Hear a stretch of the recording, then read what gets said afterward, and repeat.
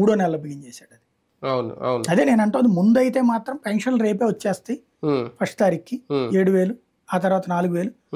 ఇక అక్కడి నుంచి స్టెప్ బై స్టెప్ చూసుకోవాలి, ఒక్కొక్కటి. బీజేపీ సపోర్ట్తో ఉన్నారు కాబట్టి కేంద్రం నుంచి వీటి కోసం అదనపు నిధులు ఏమన్నా తీసుకొస్తారా చంద్రబాబు గారు రేపు? కేంద్రం ప్రత్యేకించి నువ్వు ఈ సంక్షేమ పథకాలు ఇవనేమి ఇవ్వదు. ఇప్పుడు జగన్ బయట నుండి మద్దతు ఇస్తేనే అప్పులు తీసుకోవడానికి బోల్డ్ అవకాశాలు లభించింది. కేంద్రం నుండి నిధులు రకరకాల రూపంలో వచ్చిన వాటిని. ఇప్పుడు అదే విధంగా ఉంటుంది.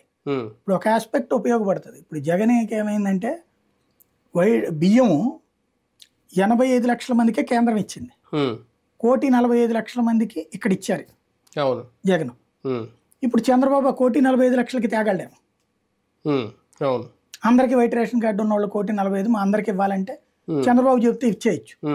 అప్పుడు రాష్ట్రం మీద బోల్డ్ అంత భారం తగ్గుద్ది, దాదాపు 2,500,000 కోట్లేమో తగ్గుద్ది. అట్లాగే పెన్షన్లు కేంద్రం ఎంత ఇస్తుందంటే ఇక్కడ ఈ 26 లక్షల్లో 65 ఏళ్ల వరకే ఇస్తుంది కేంద్రం పెన్షన్లు. 65 ఏళ్ళు పైబడిన వాళ్ళకే ఇస్తుంది. మిగతా అది కూడా 850 ఇస్తుంది. ఇప్పుడు 1,200 ఎంతో చేసినట్టున్నారు. ఇప్పుడు 3,000 కదా ఇక్కడ ఇస్తుంది.